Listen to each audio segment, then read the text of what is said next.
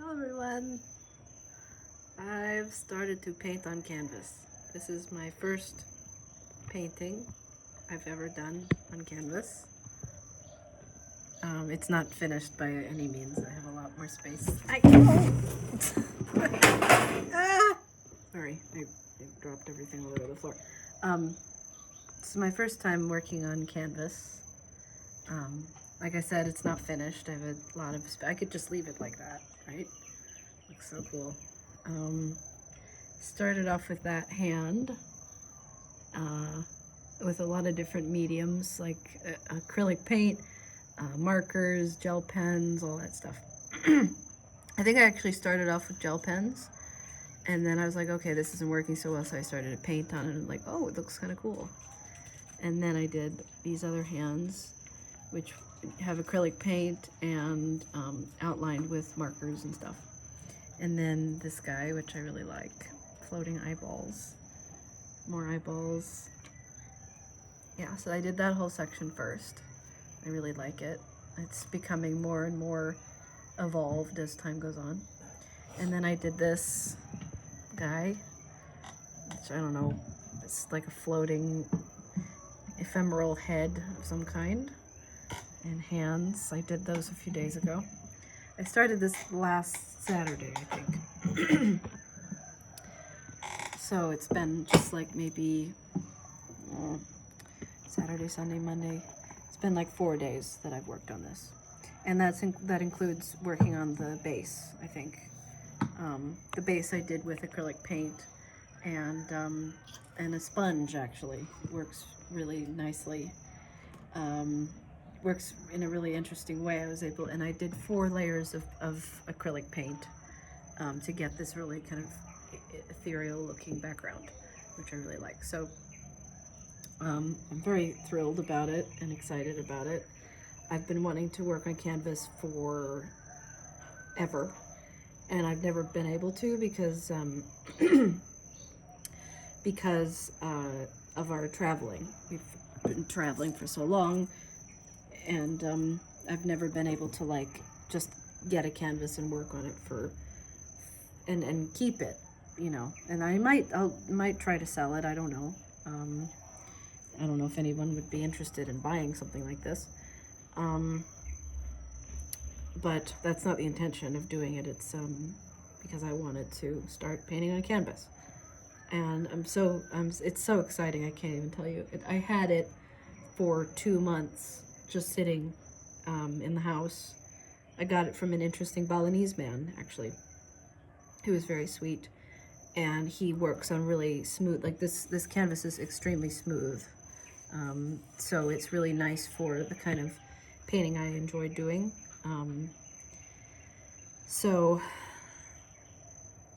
It's just really enjoyable, and I've had like a bag of acrylic paints, dragging around a bag of acrylic paints with me from, I think I got this big bag of acrylic paints in Guanajuato. And just the other day I took this beautiful ride through the rice fields, like 20 minutes, to get more paints that I'd run out of certain colors.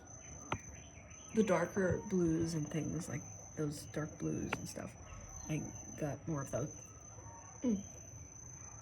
So anyway, that's what I've been doing recently, and it's thrilling and makes me so happy, and I'm so grateful that I can just sit forever and ever and paint to my heart's content. It's something I've always wanted to do, and I'm still working on. I haven't been like drawing, just like sketching and stuff, but that's something else I'm trying to work on, is making a book. I need to focus on that and get that finished, and I have been thinking about, making a nice art book with music connected with it somehow. That's another project I'm working on. So what I wanted to share today was my inspirations and the things that have and do, the music and theater and artists and actors that have always really inspired me and kind of helped me to be the person I am and to be the artist that I am. So let's see, I actually have a little list of what I wanted to share. Okay, so when I was really young, I was, like I've expressed before, I was, Cirque du Soleil has been one of my biggest inspirations. But when I was, probably from like when I was 5 or 6 years old, I was introduced to Steely Dan. Anybody who knows about Steely Dan, I think a lot of the older generation does and loves them. I love Steely Dan. They're probably one of, if not my favorite band of all time. I grew up listening to them from when I was like a small child. We would go on car trips to our grandparents' house in Mississippi and spend the entire time listening to Steely Dan albums. And Charlie Freak is one of my favorite songs from them. It's about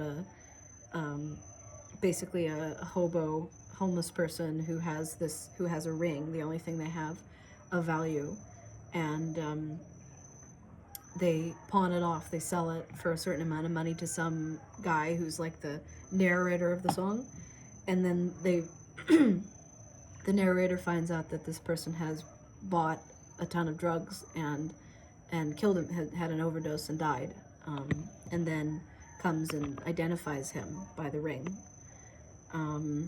It's a very disturbing song, and I actually when I was a kid, I didn't know a single thing, of course, about what the hell they were talking about. Donald Fagen has one of the coolest voices I've ever heard. Very nasally and whiny and just strange, and I like his personality. He's very kind of distant, and he's not a big ego head about what he does, and he just kind of happened to be their singer. He's not like a singer. And I have, over my life, even though I really love great singing, there are some artists that I really love who are like, they're not singers necessarily, but they have really interesting, unique voices. But when I was a kid, I remember Dad sitting with me in the car and asking me, like, what are they singing about? Or asking me, like, what rhythm each song was in, which was interesting. But when I had no idea what they were singing about. And it's only now that I've gotten older that I realize that all the songs are about down and out people, very questionably immoral people, gangsters, rapists, sex offenders, drug dealers, hobos, homeless people. It's all about those kinds of people. And I think the thing that I really related to like when I was a kid, it was that I really just loved the music. I loved Donald Fagen's voice, and I loved the sound of the music. It just has a really eerie, jazzy, strange, it just has a very unique sound that doesn't exist in any other band. And it also has an old-timey sound that's very unique, and of course brings me back to my childhood. Because literally we were listening to this music when I was 5 or 6 years old until, I still listen to them. So, and also Don't Take Me Alive is another one of the songs I love so much. It's about a guy who holds up a place in a place somewhere with bombs and guns, and he's saying, like, don't take me alive to the police. And it's so eerie. There's a really eerie guitar track opening, dee dee dee dee dee dee. It's just so cool. And me being totally obsessive with music and stuff, I would listen to these certain sections of songs over and over and over and over and over again. So yeah.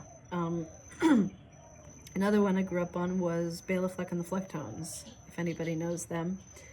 Bela Fleck is a very famous, very, very skilled banjo player from Nashville, actually, where I grew up.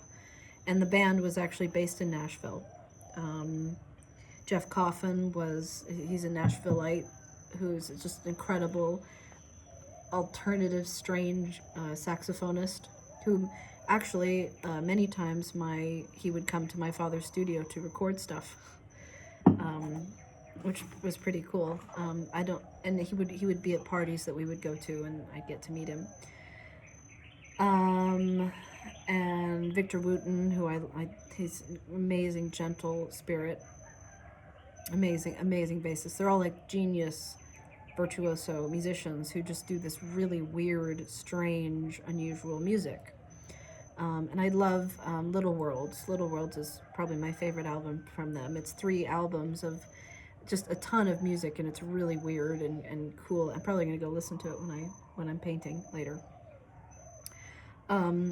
So yeah, Little Worlds, and I grew up on Little Worlds and Steely Dan, and and I think, yeah, and then Steve Vai was another one that I grew up on. I know, strange influences. Steve Vai, I was introduced to by my one and only boyfriend at the time, Daniel, who showed me Passion and Warfare, which is another album that I grew up just devouring. I know every little nuanced bit of it. Just listened to it millions of times. I love this album, and I love Steve Vai. He's such a cool guy. He reminds me a lot of my dad. If my dad had like pursued music, like creating and writing and performing his own music. Very similar energy to my dad, rock guitarist kind of vibe, and very technical. Steve Vai is just a genius of music and knows all different. He just knows everything about music, which I know. I never learned. I never learned like theory and all that stuff, but I do find it interesting that someone becomes like a complete and utter genius of their instrument. Paganini was another one I grew up on. I listened to the 24 Caprices obsessively. I know them all very well. Actually, the other day I was listening to them on my headphones while we were having breakfast, and it was so sweet to just like, wow, I can't believe I listened to this music so much and loved it and grew up on it. It's funny because I have and do like a lot of very technically advanced music. Even though the music that I make with Bunny and the kind of music that I like to sing is very simple in comparison. I only need to have like 1 chord or 2 chords to sing with. I can have something repeating over and over again and just sing over it. I'm not interested in like singing or performing really complex music, though I have enjoyed it in my time. And then Cirque du Soleil, of course, Alegria, Kidam was one of my favorite shows and albums. I love La Nuba. It's a beautiful album and show. The singer, the original singer in La Nuba is just amazingly gifted singer, and very unusual for Cirque du Soleil to have this kind of R&B sound or very urban sound. To have a African American singer with Cirque du Soleil was very unusual at the time. And I got to see that show like I said, in Florida when I auditioned, the one and only time I did. So yeah, and I loved Anthony Hopkins growing up. I was very obsessed with Anthony Hopkins. Watched every film of his. I loved. What's that film? Oops. Meet Joe Black. That's a great film of his. It's just there's a scene where he has a heart attack, and it's just like, oh, it's such amazing acting. And then Ralph Fiennes did Red Dragon, which is another, and I loved Silence of the Lambs when I was growing up. Loved it. I was totally obsessed with the Hannibal Lecter character. And then I discovered Ralph Fiennes through Red Dragon when that came out in like 2000 or something. Loved him. He's another just amazing actor, beautiful soul. I really loved Kevin Spacey for a long time. I loved K-Pax. That was a film that just I watched endlessly over and over again. And there's a therapy scene where he has a therapy session and he breaks down crying, and it's just it's really beautiful. All things said in regards to Kevin Spacey, he is an amazing actor. Let's see who else. And then in addition to, and the Who. I love the Who. Roger Daltrey and Pete Townsend.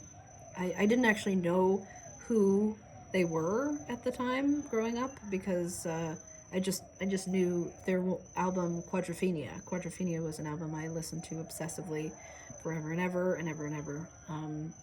I love Roger Daltrey's voice and that energy, and I didn't know until many, many years later that Pete Townsend was the one who wrote all the music and is the genius of that band, and Keith Moon being such a nut and all that. My dad also got to meet Keith Moon when he was in his band Stars, long before I was born. Also, Bobby McFerrin was another one I loved endlessly. I didn't know much about him until I was much older. I'd listen to his album Don't Worry, Be Happy, of course, like everybody did back then. And I probably listened to that album for the first 10 years and didn't, or for a while, for a long time, and didn't know who he was, for like maybe 5 or 6 years, and didn't know anything about him or anything more about his music until many years later, when I discovered, when I was more of a teenager, his other albums, and the fact that he did everything, improvised everything live, and his Don't Worry, Be Happy album was all him singing. At the time, I thought it was like a doo-wop group or something. I grew up very much obsessed with Phantom of the Opera, as I've spoken of before. The character Eric was an idol for me, and I loved him so much and saw him as like a real person. I loved the book, the Susan Kay novel, Phantom, which is just a beautiful novel of his like made-up story of his life, which is just amazing. And I read that book 1,000,000,000 times. Yeah, so, and I got to meet Bobby McFerrin actually when I was a teenager, maybe when I was 16 years old.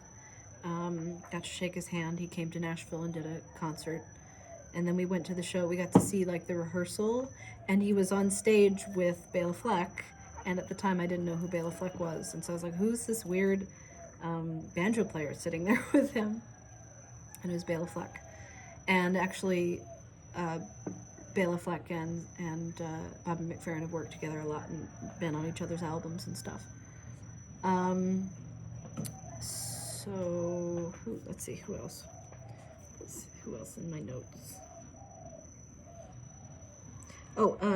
So in regards to opera and classical, so I had a lot of different influences. So basically, my father was the one who introduced me to like Steely Dan, and I was introduced to Steve Vai and all, and the Who and Quadrophenia and all that. I remember actually when my father first introduced us to Quadrophenia, and we were like 15 years old, and he gave us this album, and he said, I think you're old enough now that you can listen to this. And I think we brought it back downstairs and said, Dad, I don't think we're ready for this yet. And then later we listened to it and loved it. But another thing is, when I was about 12 or 13 years old, I got to see Phantom of the Opera for the first time with my sister and my mother.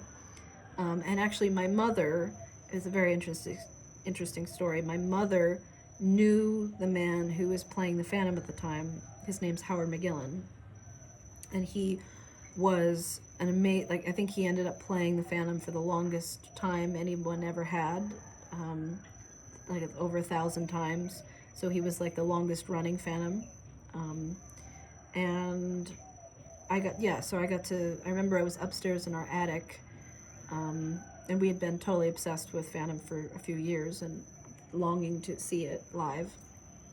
And then my mom actually called Howard, got his number, and called him and said, my children are totally obsessed with this musical and wanting to see it. And he said, I'll give you my house seats, and you guys can come, and you can come backstage and meet me, and blah, blah, blah. And we were just falling over all the floor screaming. What a story. What an amazing experience that was. And we went to New York, and I think we were like 12 or 13 years old. Blonde-haired, bushy-tailed, blue-eyed little cuties.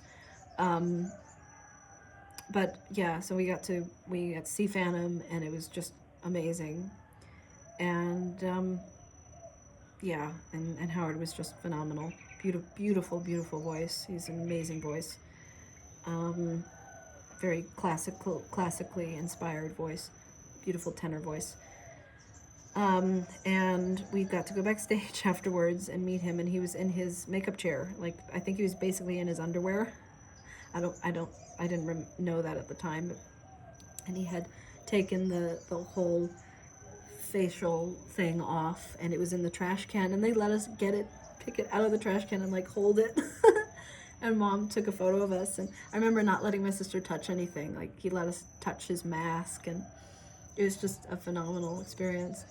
And then we got shown around by someone, all the sets, and we got to see the Phantom's lair and the famous chair, and we got to touch it, and then we went out on the stage and got to like touch the floor, because we knew that that's where Michael Crawford had stood, and all these famous Len Cariou and all these amazing Phantoms had performed. And then Howard actually came downstairs, down to the stage, and all these people were like in a tour, and they were all going like, "Oh, can I have your autograph?" And he had two little autographed things with his name on it, photographs of himself, and he gave them to us. And he loved us. Of course, he loved us. We were so cute, and we just loved him. We were like little puppies. I think I got to see it again when I was older and saw him, and we were actually friends for a little while.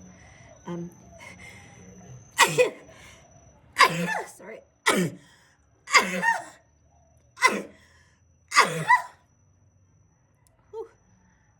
We were friends actually for a little while, and when I moved to New York to go to theater school.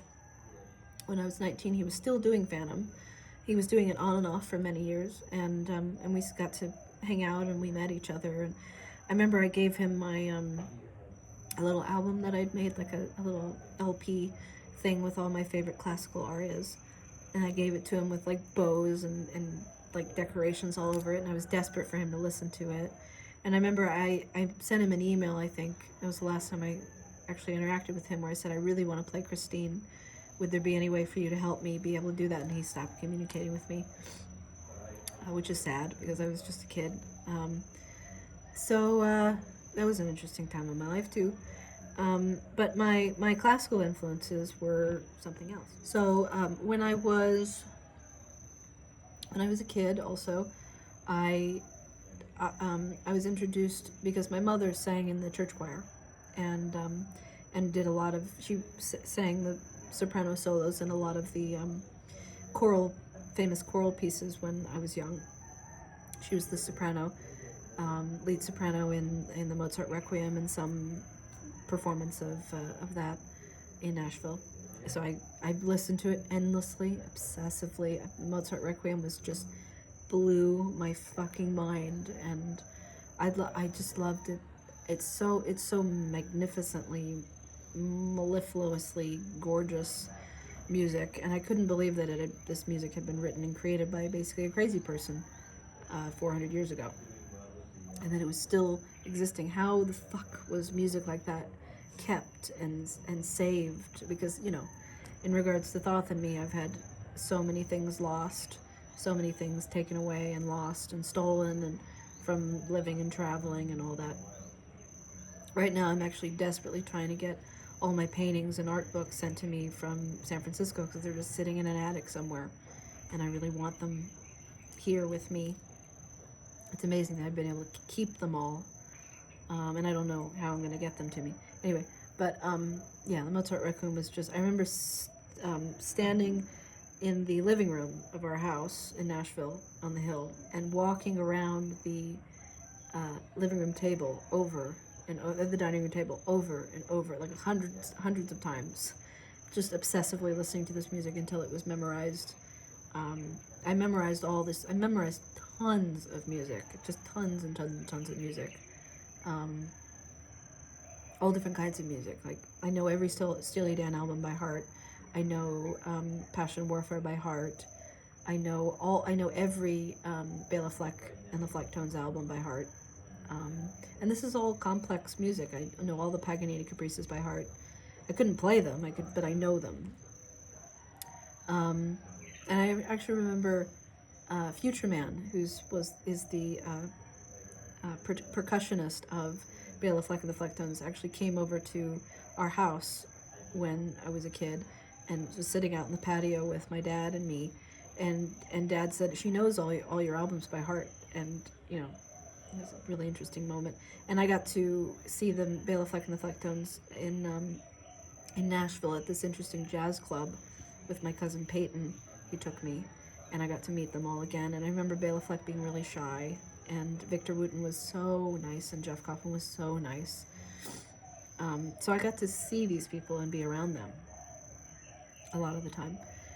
And just, so amazing. I very much admire musicians who, you know, completely commit to their instrument and become a master of their instrument. I feel like I'm a master of my voice. Definitely not of violin. Violin is something I do that I can play well, but it's not something I ever pursued as like I wanted to be a master of violin. It never was something I actually really even enjoyed playing, because I did a lot of Suzuki and everybody standing together and playing the same thing over and over again. It was really boring. And then my parents were horrible teachers. Like, my mother would force me to practice all the time, and you know. So yeah, but singing has always been my thing. So and yeah, so and then I was introduced to opera actually by my cousin Sam, who is a crazy person. He's yeah, it's we definitely have like psychosis and depression and bipolar disorder in our family, and he's one of the people who took it and went with it. But he's also a genius, and he was able to learn and speak many languages, and he wanted to be an opera singer. So he introduced me to my first opera he introduced me to was Rigoletto.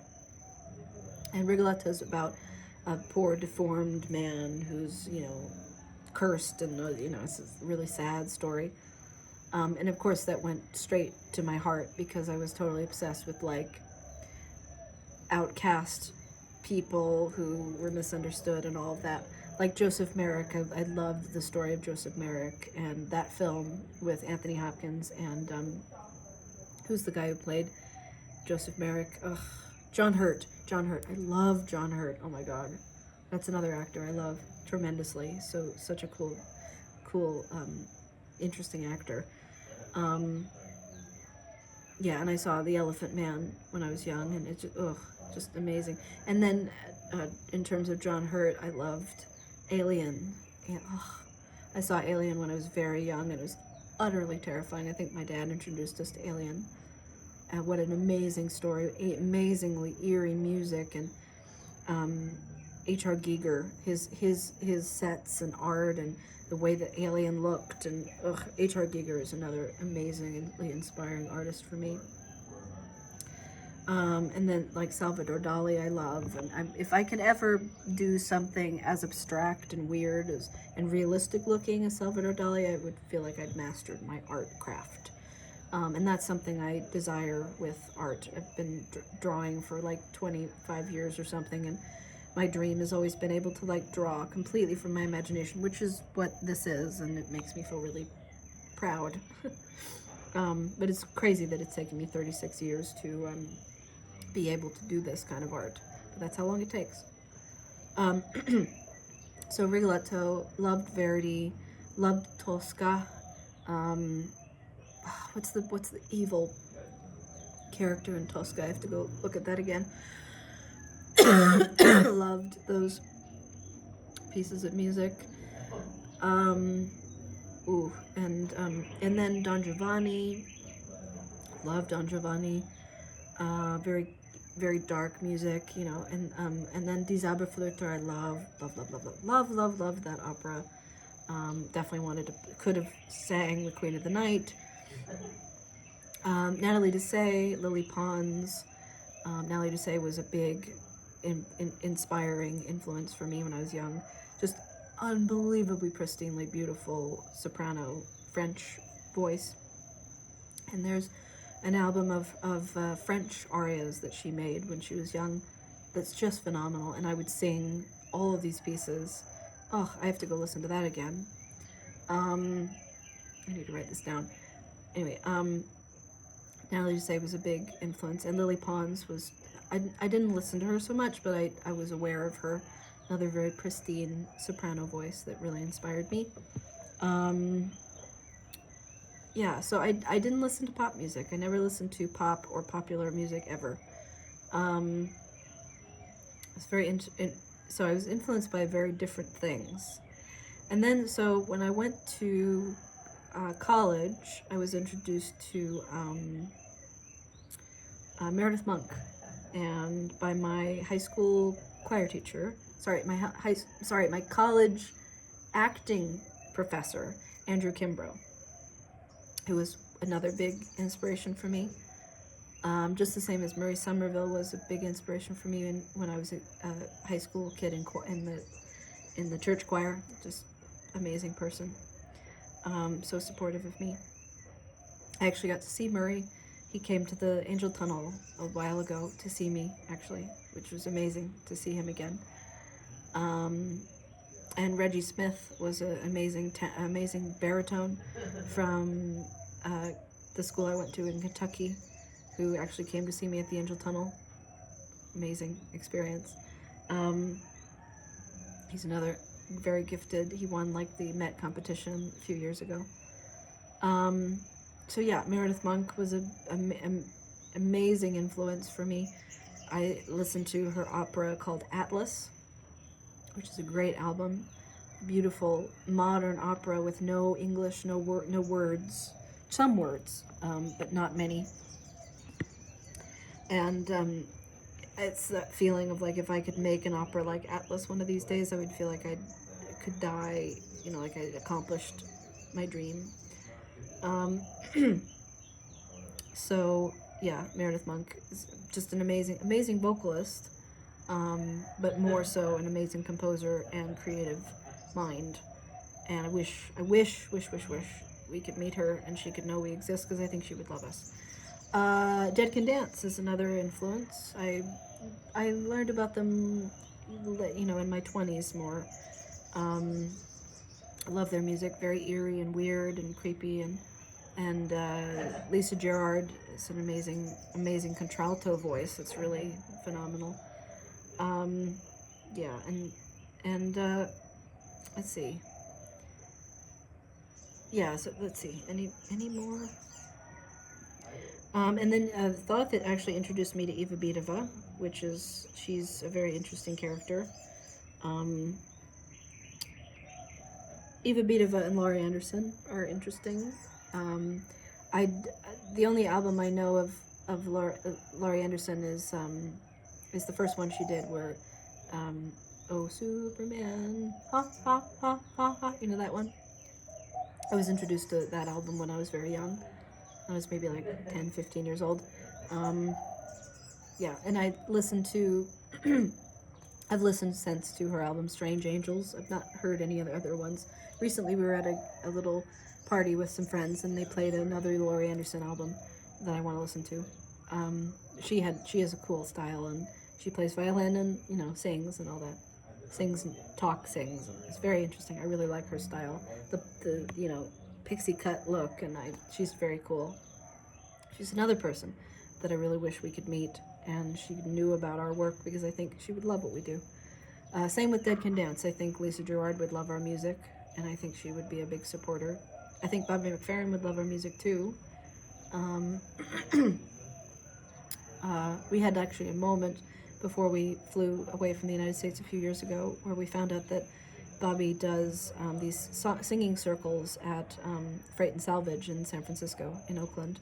And we could have gone, but we were leaving. We were flying out that morning, so we couldn't go. It would have been amazing. What else? So I had a wide range of influences that have really shaped me into a strange and interesting person. Yeah, so that's me, and it's really helped me be who I am, and given me a lot of inspiration. And like Aurora is pretty cool. I do like her. I have had times of major envy and jealousy in regards to this particular artist because she feels similar to me, but we're very different.